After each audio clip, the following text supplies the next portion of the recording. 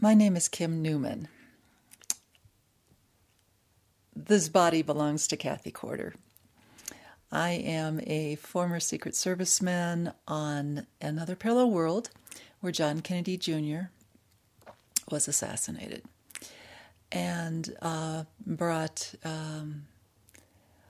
tremendous powers that turned on huge technological equipment that caused such havoc that nature beings and others interceded and froze time there. I am a refugee from that world. I have, as we call it, leapt. I was transplanted by some beings that we call the leapers, who are the forces of incarnation in any soul family. I was transplanted to another parallel world, which is a world that I thrive on. It's so close. People are so close to nature there. And I am here at Cathee's request to talk to you all, and I would love it if I am reaching some people from my original world. Back in time even, that is our prayer, to reach them. But also on Cathee's world, or the many worlds that she manages to connect with. I have a very strong desire for what happened to my world to not happen to yours, whoever you are. I have done 2 previous videos here. This is the 3rd in the theme of the astral level of technology.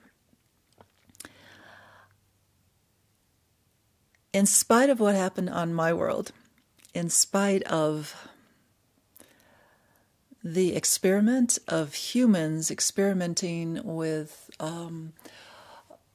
really not only technology, but paradigms, such as the paradigm of scientific objectivity taken to the extreme.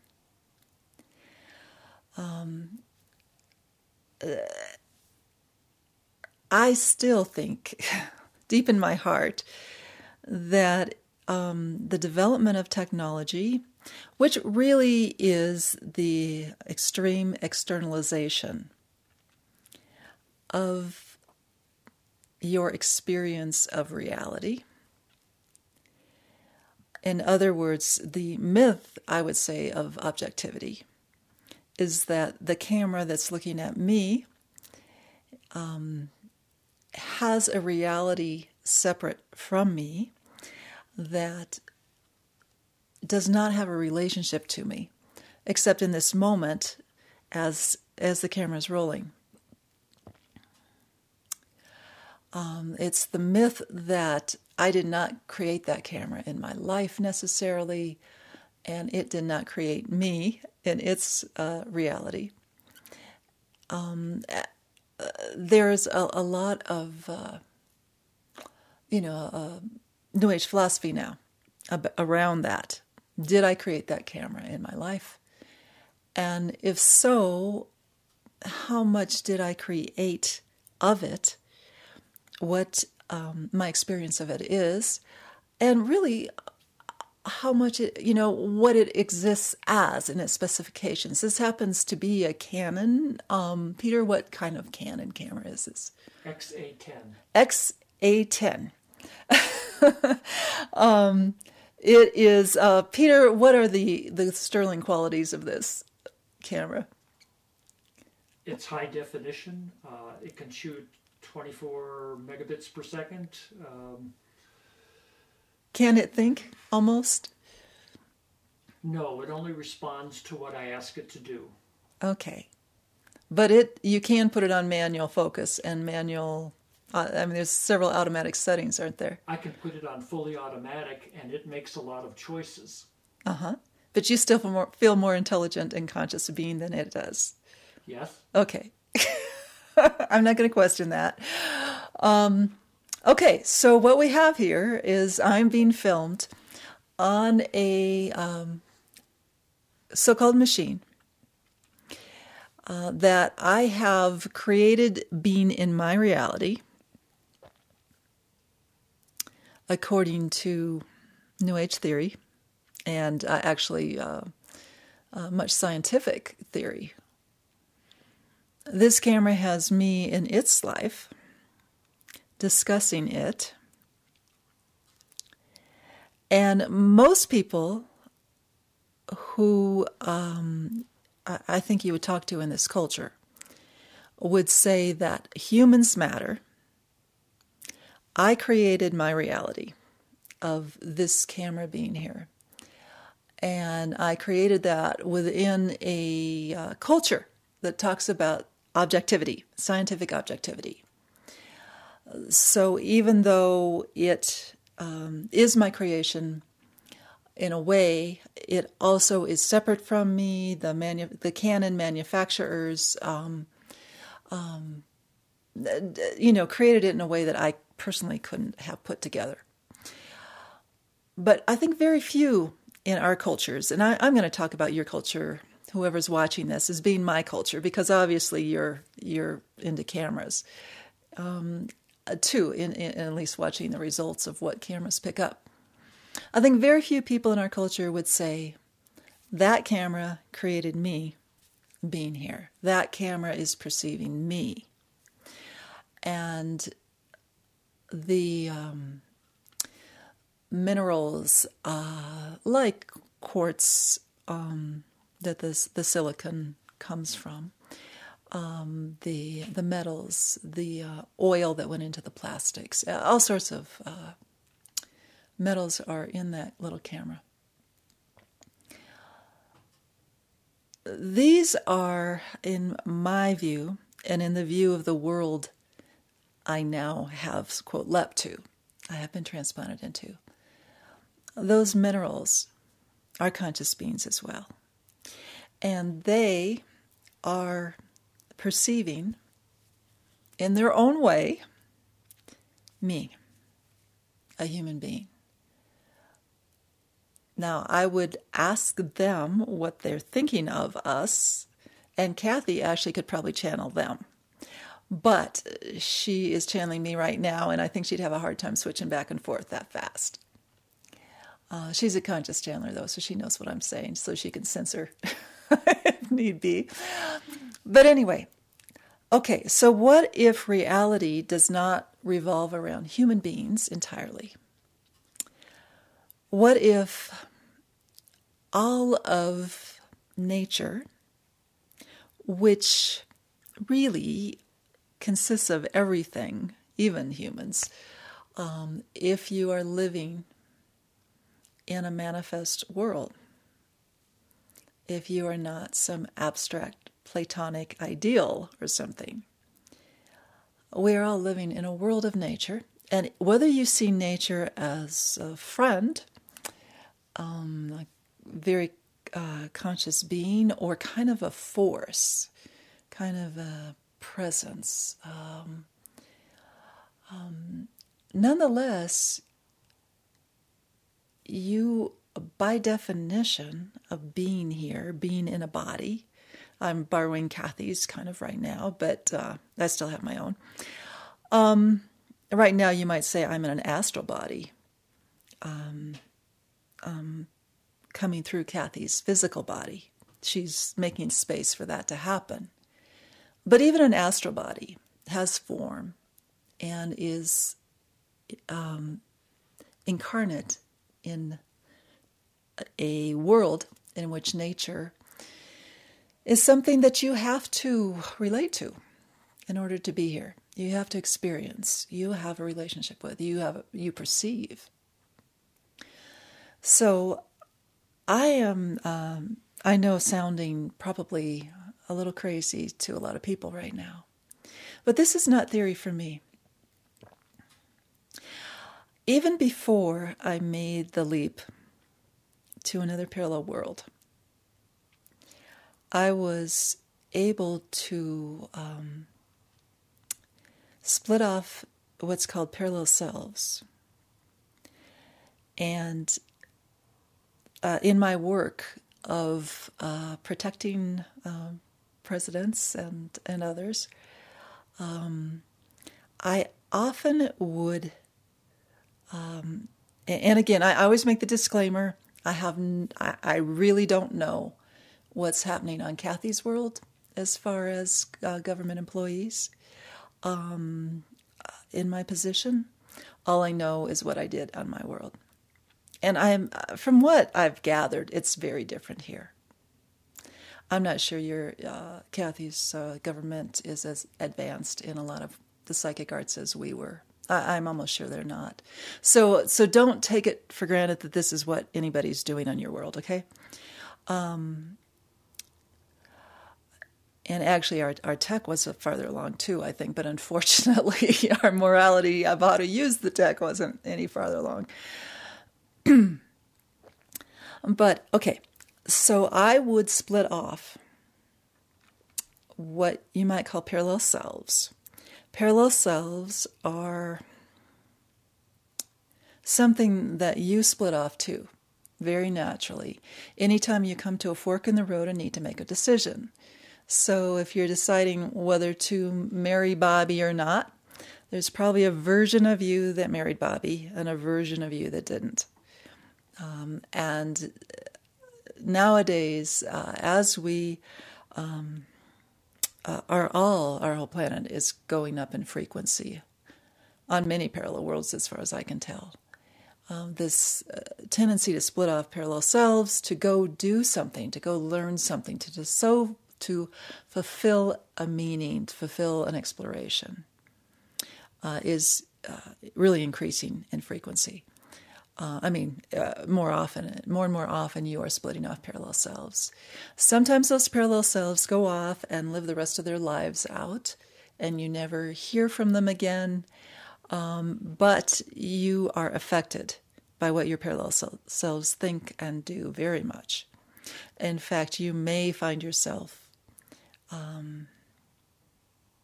coming to very different views of life because of what your parallel self learned. I think there's a lot of miraculous healings that happen when, you may develop a disease or even like an addiction.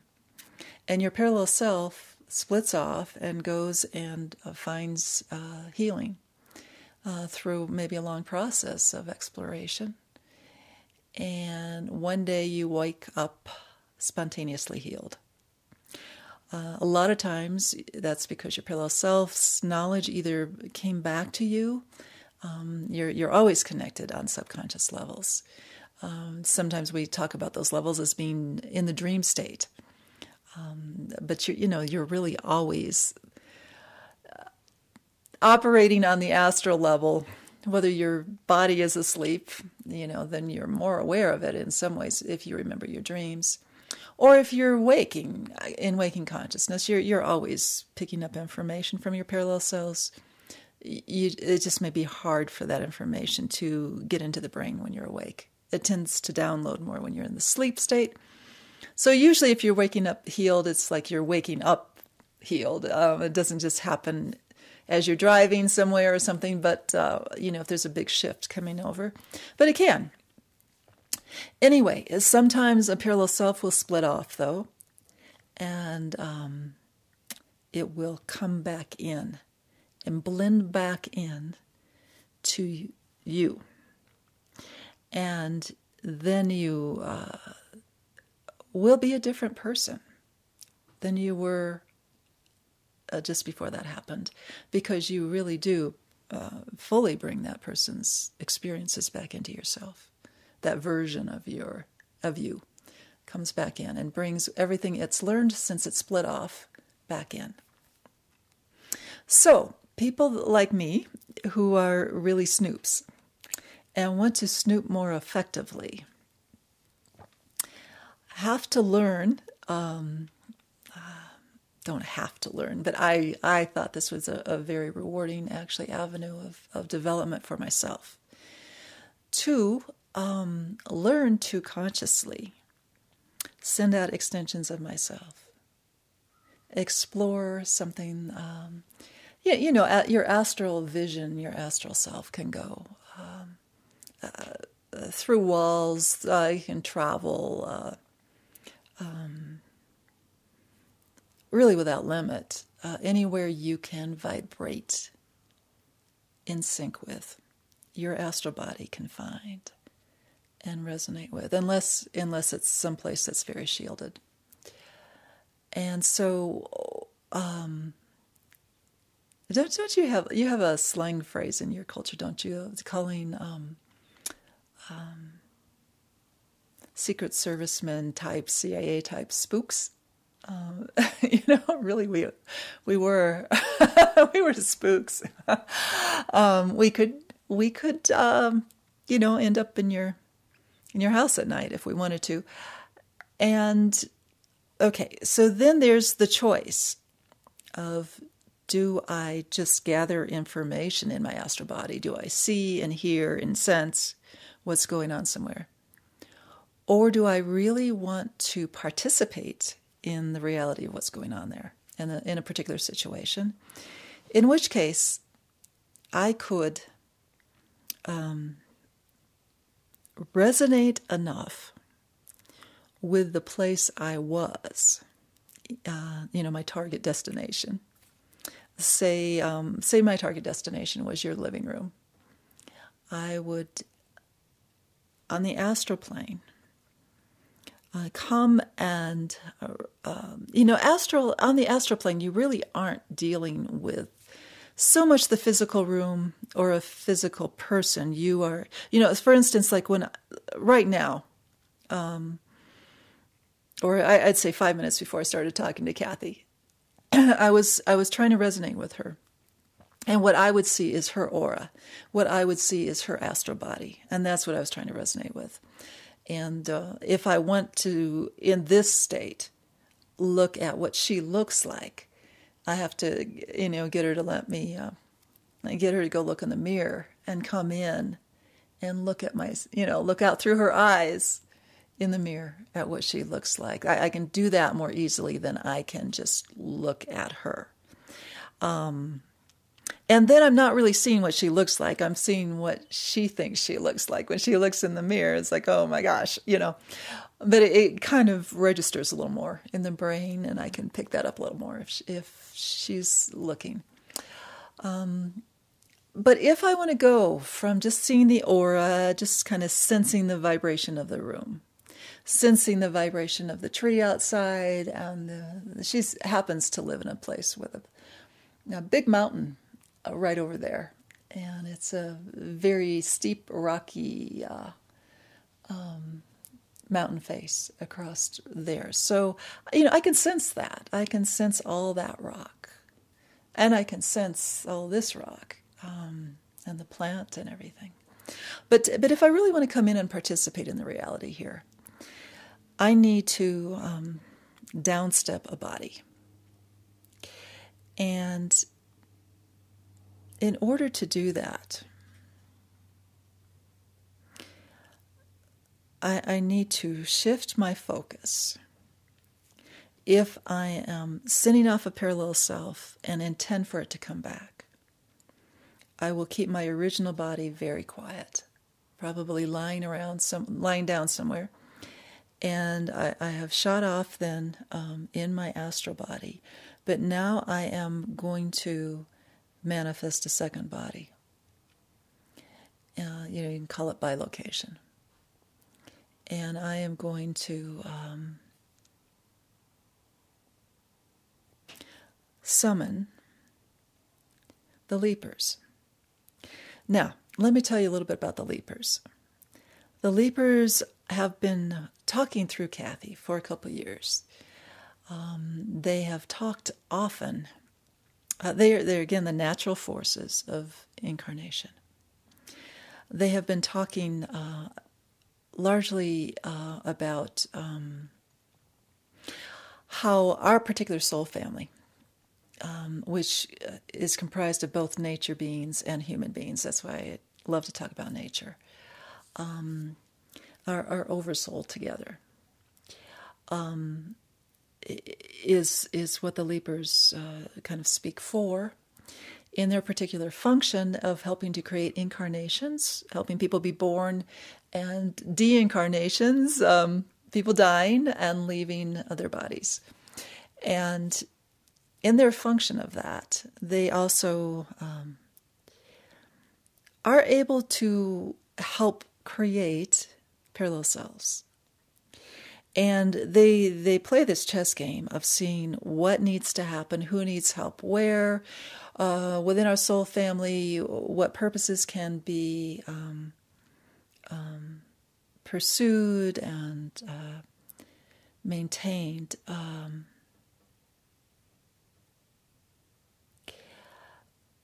By them kind of coordinating even the break off of parallel selves. Okay, so the theory is that if you look at an oversoul, the oversoul has a certain purpose, and when it decides to send out incarnations that create humans, in our case also nature spirits, according to some purpose that serves the soul family, then you have people being born, and you would call the other members of your soul family past lives, future lives, and then parallel lives are more specific to you. Your parallel lives all have the same birth event. And some, the ones you split off 5 minutes ago, of course, are going to be very much like you, and parallel selves that you might have split off when you were 5 may have gone quite different directions than you have.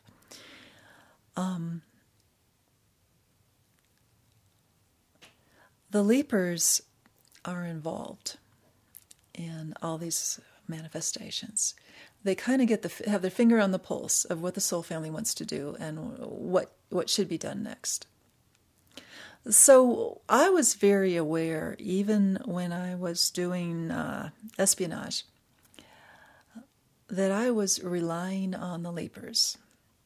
We didn't have that name for them then, but on the forces of incarnation. And when I split off a parallel self, I relied very much on the leapers to, especially if I wanted to downstep a body with that, but even just to split one off consciously.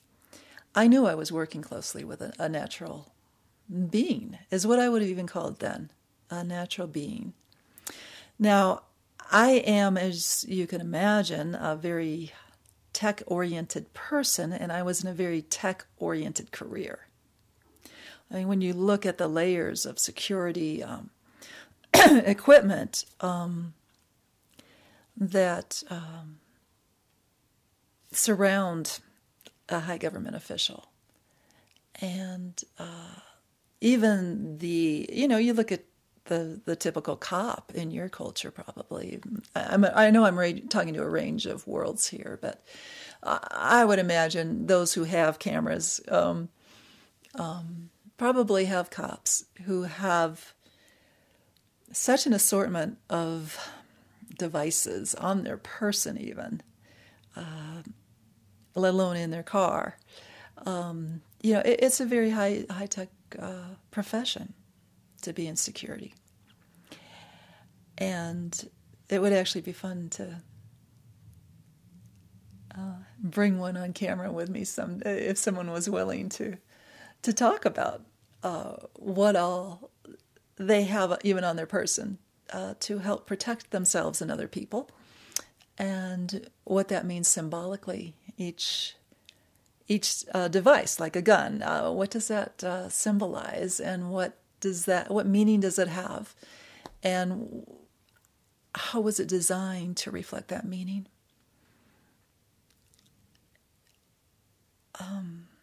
Because when you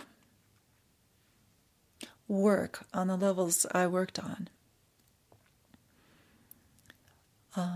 in a very advanced, technologically advanced culture, you end up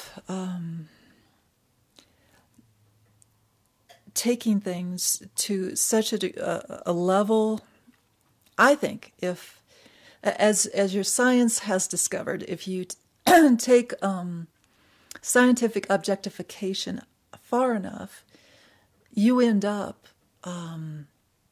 discovering that all things are in relationship to each other in this universe. and that your perception of space-time helps to determine what happens in space-time.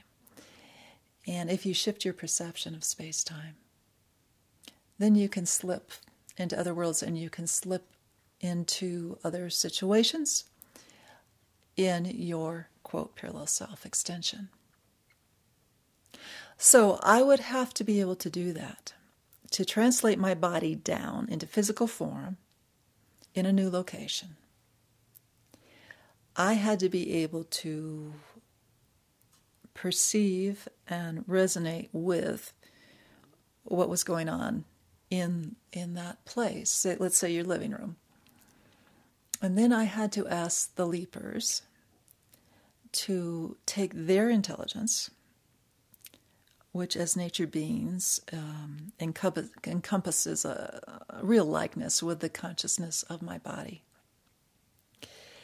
and have them rearrange my energy to be able to fit into the resonation of that living room and downstep me.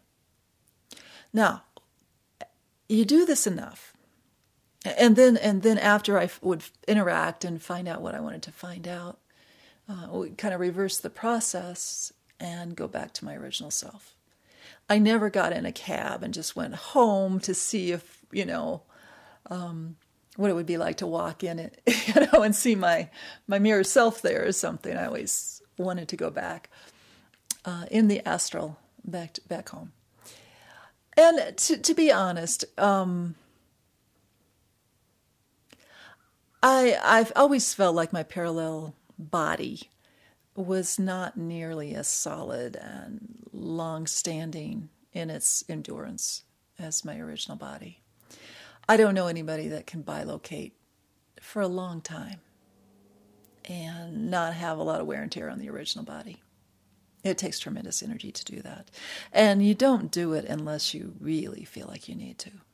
I mean, you can so easily whip around in the astral body, and you don't really need to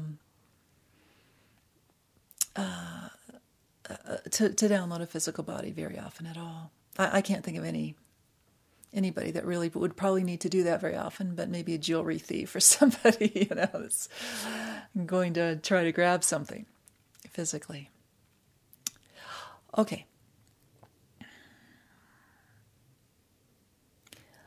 And, I don't really know how hard that would be for a jewelry thief to dematerialize the jewels and then rematerialize them back home. That would be more advanced than I ever got. I'll put it that way. There are people from my new world who are on my new world who have told Cathee, we would really like you to bring your crystals because you're so close to them. And when you leap here someday, you may really want them. So they have actually said, we can come get them for you. But we haven't. That hasn't happened yet. These haven't disappeared overnight somewhere, And then I stumble around and find them there, find them in my world, my present world now or something. That hasn't happened yet. We'll let you know if we get that good at it. Okay. So anyway, in invoking the leapers to please help me downstep a body, I really need to know, like, for instance, what's happening in another country behind closed doors. And if I needed to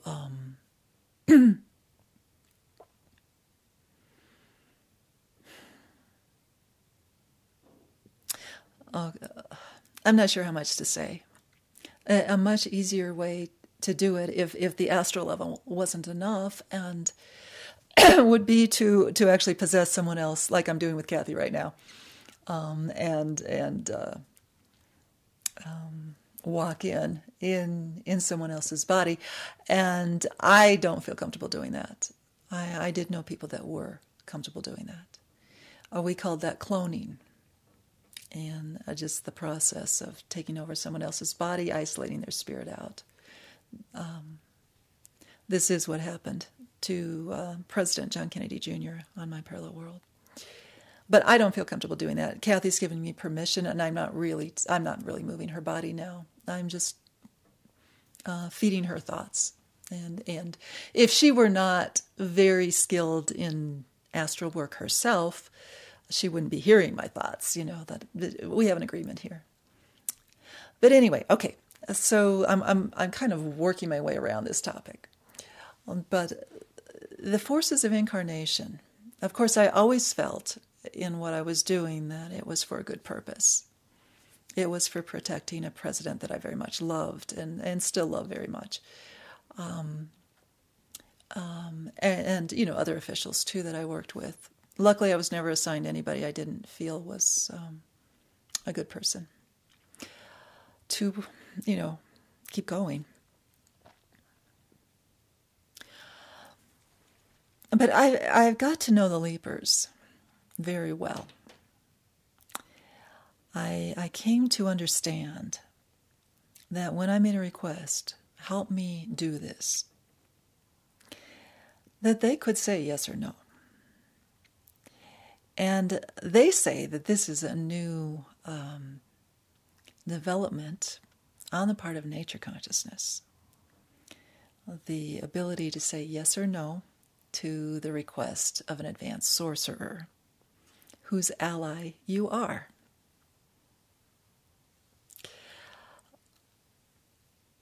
Nature is coming to a greater sense of self-awareness. And I'm talking not just the Leapers, but talking about all the plants and trees and rocks, and ultimately, possibly, that camera that's taking a picture of me right now.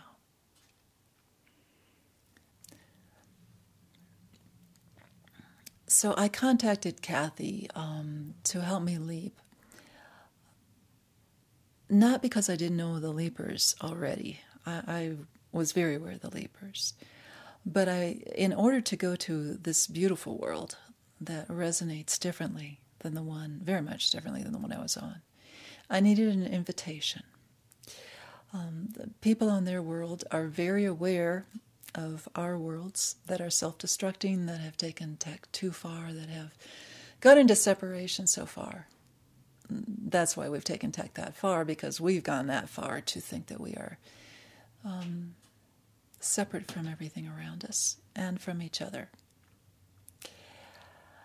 And I could not just leap myself to a world and just show up that didn't welcome me. I could not have resonated with the world that much. And it would be foolish to do so, to try to do so. How would you survive if you just landed in the first place? But I couldn't on my own resonate with a very different world. So different. This world is the world that I think Jonathan and Malamata and Leni, Cathee's parallel self, I think they've all done videos. And it's their world I'm talking about. A very beautiful world where the consciousness in everything is related to and recognized. And they're basically very happy people.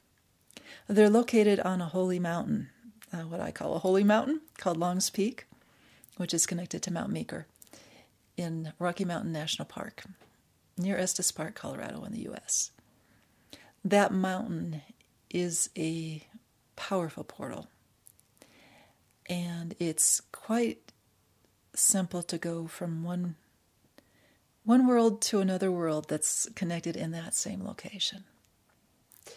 Cathee has been working herself on being able to walk between the worlds on that land, in the vicinity of that mountain. And she's been, since she moved out to Colorado in 1996, been stretching her selves ability, her body's ability to be able to go from very different vibrations, between very different vibrations. Again, all with a mountain's help, you might say, so that someday she'll be able to walk between the worlds. She'll, in other words, I think her goal is to start at a trailhead, and by the time she gets to where Jonathan's commune is, on his version of reality there on the same mountain, by the time she walks, a mile or two, her body will have translated so that she'll come out of the woods and see his home, which may look very different than anything here. Actually, it doesn't look that different. I think they use a lot of log cabin construction too, but then she'll be able to walk back.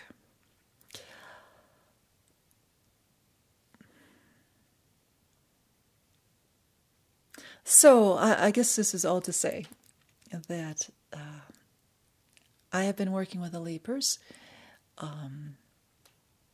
and they are very much a part of not only the ability to translate into the different worlds.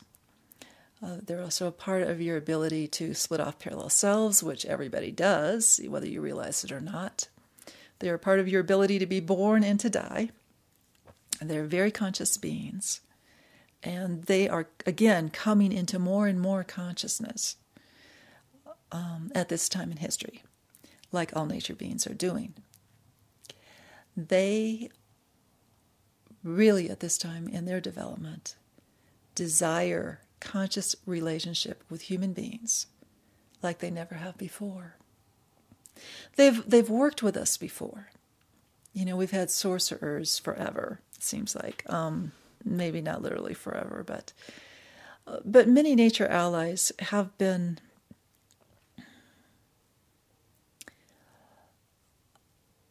really at the beck and call of human intention and desire, very much more than they are now at this time in history. We have pretty much shown, reached the conclusion of this experiment in human free will, going as far as it can go, to where we've really kind of lost our free will. We've so polluted our environment. We've so polluted our relationships between peoples and between nations. And there are so many chemicals in food people eat that they can't even really think clearly anymore. There's so many electromagnetic fields that everyone lives in that, again, people can't really think clearly anymore. So how can you make conscious choices when you're in a very toxic environment and your brain isn't working? We've taken it as far as we can. Separated out from the so-called environment to where our bodies are very unhealthy compared to what they should be. And, you can't soil your nest too much without realizing that human free will is dependent on nature too. Because you're not really separate from it, you never were.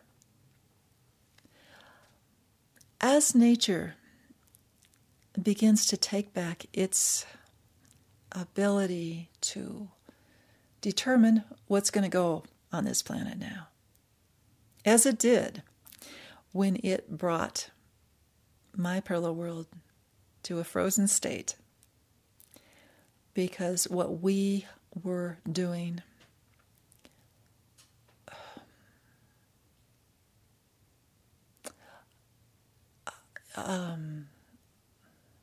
how should I say this? It was beyond even the parameters of what free will is. Free will has its limits. You can't destroy the matrix of everything just because you want to. There are limits. Why we wanted to, I'm not sure. But thank God there's limits. So, at this time now, I feel like I am extremely grateful that I was in a profession where I had to work with the leapers to do what I wanted to do. I fell in love with them, just like Cathee talks about being in love with them, and they talk about being in love with her and with me and would like to be in love with you. And that changes the whole feel of even technology. Because the leapers and other nature beings, you could call them natural forces, but they're relational forces.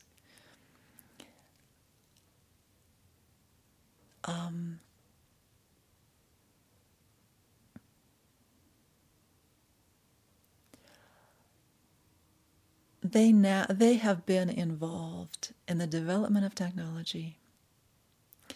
They have made the development of so-called technology possible. We would not have anything manifest in this world without nature beings. It's just what we're made of is the result of their conscious action and their conscious beingness. So now we have been, as far as I see the history of humanity, we decided to pretend we were separate from nature. Nature intelligence, you could call it, nature beings. And we took objectification as far as we could. And here at the end of this, you could call it scientific journey, we are discovering what our ancestors knew all along, of course, that we are not separate from nature. And what really fascinates me, and what I would love to explore with any of you out there in video land who are also exploring these ideas, is really trying to unpack, did we gain anything through this experiment, through this journey? Does it matter that we took this journey?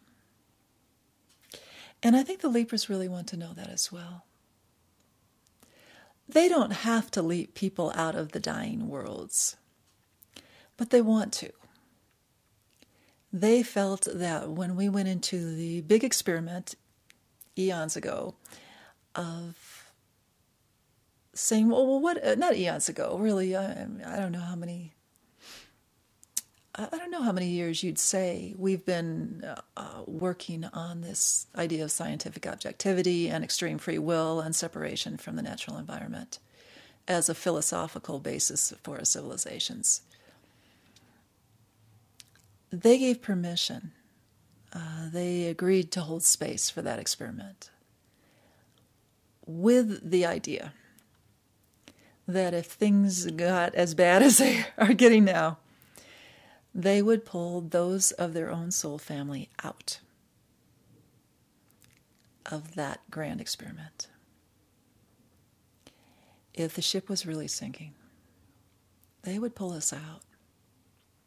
Because a lot of us have been from my soul family, and I think from soul families that have a strong nature and human component to them. It's not just our soul family that agreed to do this, but we agreed to hold space for this experiment.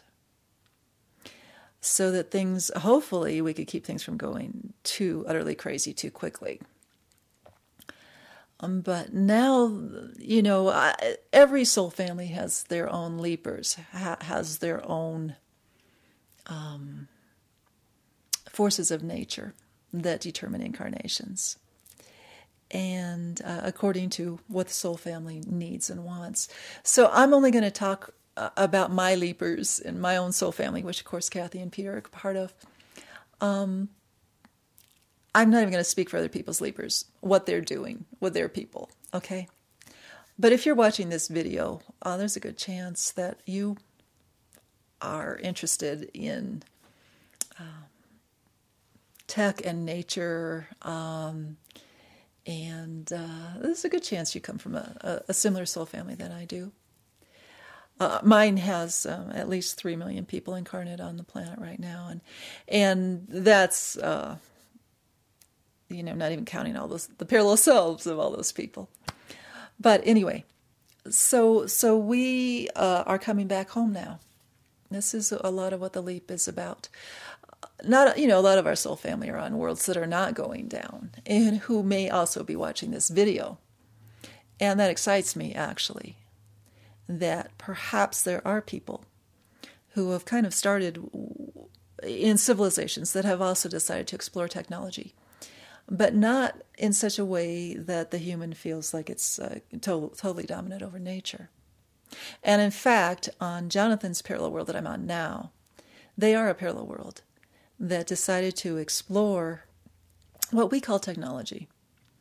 But they did it every step of the way in consultation with nature beings. And their tech looks totally different than ours used to look. It's not suicidal. It's quite beautiful. So I'm very interested, though, in exploring even on the worlds that have like this camera in front of me that went that direction. I mean, the camera, I love it because it's such a symbol to me of objectification. I mean, I'm looking at Peter now. I can't even see his face. It's behind the camera. I can see his body. He's peeking out now. But, it's kind of like, oh gosh, it's almost like he's saying, I can look at you through the camera, but you can't see me. I'm not going to relate to you. I'm just going to film you, observe you. So even on our worlds that have cameras, is it possible now, as our relationship to nature is becoming more and more important, and the leapers are wonderful nature beings. If you want to start relating to nature, they help to bring you into being. Start loving them. See what response you get. Is it possible to take this tech that was created, I think a lot of it, with an understanding that humans are the spiritual beings, conscious beings, intelligent beings, and nature is not? How we got that idea, I don't know. When you look at any ecosystem, it's so more complex than humans will ever understand. I don't know where we got that idea, that we had the right to dominate. But can we take our inventions now and have a different feel towards them, have a different relationship to them? Can I think even of this camera as having a relationship with me and a perception of me?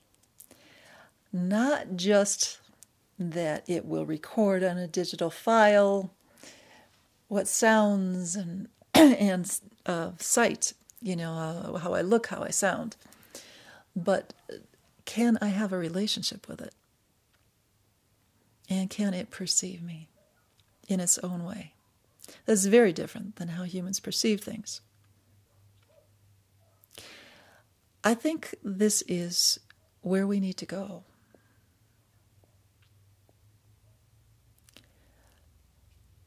In previous channelings here, I have talked about how the humans have tried to take away the astral level or the soul level of the so-called components of that camera. The quartz, the metals, various ingredients that go into a camera. What if we give those back? What if we let our tech actually come into its own? And the nature spirits of whatever the components are re-inhabit, you might say, their bodies. What if the spirit of quartz comes back into quartz? Actually, what if the spirit of quartz, which is silica, what if it comes into the silica in your body? What would that be like?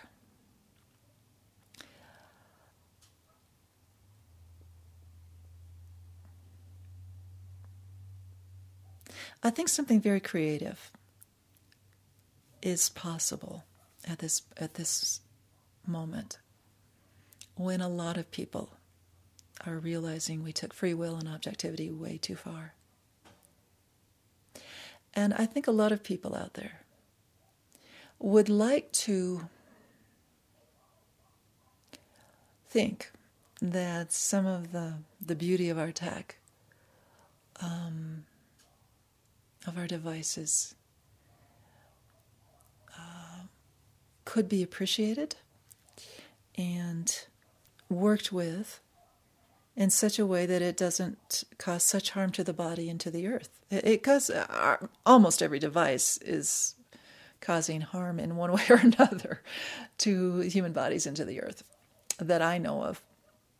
What if we could really, is it possible to turn it around at this point and not lose some of the things we love? And I'm not talking about robot intelligence, developing its own brain and taking over and dominating humans. That's what humans do. They dominate. Nature beings don't dominate. That's, to me, a very unlikely thing. I think with robots and the science fiction about that, you're still talking about taking the soul out of the minerals that go into the robot, and then a human type of intelligence dominating that robot. But what if you just really talk to metal? What if you really talk to quartz? What can happen in a humble, equal give and take between humans and so-called technology? I think I'm going to stop there. But I would really invite your, the viewer participation in these videos.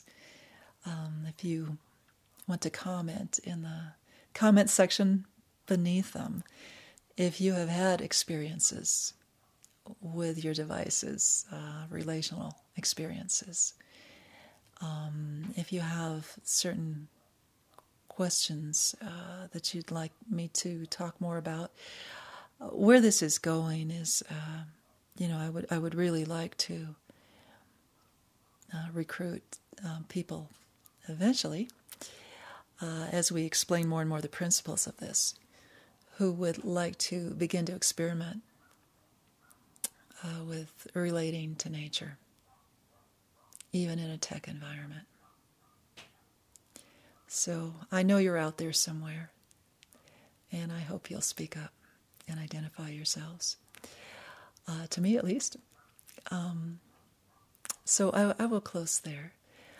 But I send, my greetings and my love to all of the sharp minds out there that are not taking what reality is at face value and not being limited by the theories of the day of what your experience really involves.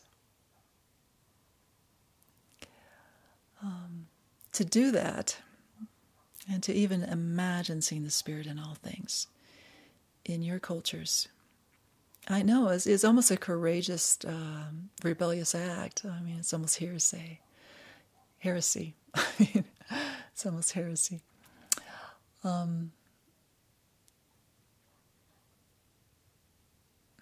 So be it.